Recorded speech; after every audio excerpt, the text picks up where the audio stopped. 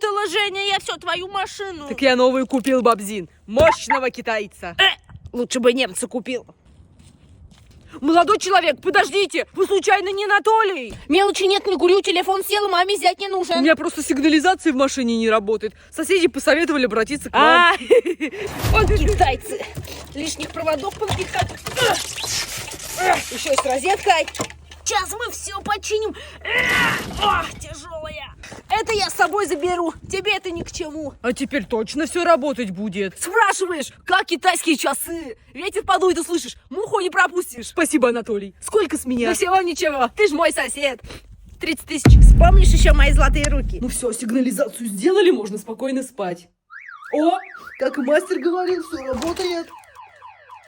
Так, что не отключаешься? Сейчас отключу. Ну, Толя, ты не мастер. Ты хуя.